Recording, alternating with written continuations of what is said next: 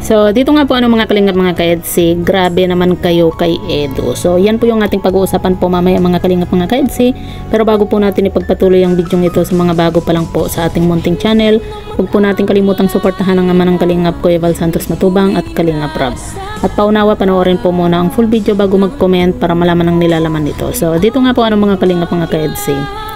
Basher po ito ni Kalingap Edu. At dito nga po sa kanyang comment, wow, nandyan si Edu. Naku, nag-aantay lang yan ng regalo ng mga fans galing sa Love Team group. Singkit pero bilog ang mata. Nagkasakit si Beyonce, walang dalaw. Naglipat, wala rin siya. Pero pag may biyaya, nauuna pa kay Beyonce, kawawang bata. So, yan po yung comment nga po nitong isang basher na ito, no? Alam ba nito yung kanyang mga sinasabi? Na nag-aantay lang ng regalo daw po itong si Kalingap Edu sa mga fans galing sa Love Team. Grabe, no? Kung tutuusin po mga kalingap mga kaedsi, sa totoo lang, napakalaking parte ni Kalingap Edu. Kasi kung wala si Kalingap Edu, wala po tayong pinapanood ngayon na EDSI. 'Di ba? Kasi kung wala rin Kalingap Edu, walang nagpapasaya at nagpapakilig sa atin ngayon na EDSI. Dahil walang EDSI kung walang Kalingap Edu. Kaya ewan ko ba dito sa mga basher nga po mga kalingap, kasi ang nakikita lang po nila ay yung mga mali. Hindi nila nakikita yung mga effort po na ginagawa po ni Kalingap Edu. At kung wala rin po si Kalingap Edu, hindi po ganito kadami yung blessing na matatanggap si Beyonce. At hindi po yan magkakaroon po ng ganyan kalaking blessing. At saka kung may mga natatanggap man po itong si Kalingap Edu galing sa fans, sa mga sponsor, yun po ay deserve din po ni Kalingap Edu bilang love team po ni Beyonce. Kasi 'di ba napakalaking ambag po ni Kalingap Edu dito sa buhay po ni Beyonce.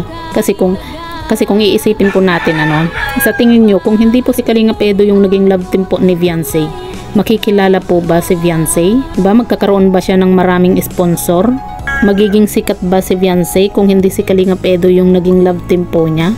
'Di ba? Yun na lang po yung isipin po natin. Kung may matanggap man po si Kalingap Edu ng mga biyaya, mga blessing na galing po sa mga fans, sponsor, deserve po yan ni Kalingap Edu sa mga effort na ginagawa ni Kalingap Edu bilang love team po ni Beyonce. Sabi nga 'di ba, give and take. Kasi pareho po sila na may ambag, si Beyonce at si Kalingap Edu, para mapasaya at mapakilig po tayo. Kaya wag po tayong one-sided po mga kalingap. Yung iba po kasi one-sided lang. Yung iba gusto si Beyonce lang, yung iba gusto si Edu lang. Dapat siyempre love team po sila, pareho po natin silang sinusuportahan, hindi yung isa lang. At saka hindi naman po bawat oras ay nandyan po si Kalingap Edu para dito kay Beyonce nga po. Kasi hindi naman po sa lahat ng oras nandyan po si Kalingap Edu para kay Beyonce. Kahit nga sa mag-asawa, 'di ba? Siyempre may time din na busy po si Kalingap Edu. Lalo na po at charity vlogger po siya, 'di ba? Hindi rin po biro yung kanyang mga ginagawa, yung paghahanap po ng matutulungan. Ang layo po ng kanyang mga pinupuntahan. Mapuntahan lang po yung kanyang mga tinutulungan. At saka ang hirap din po ng ginagawa po ni Kalingap Edu na naghahanap po siya ng matutulungan. Kita naman po natin kung gaano po kalayo yung kanyang pinupuntahan nga po, 'di ba?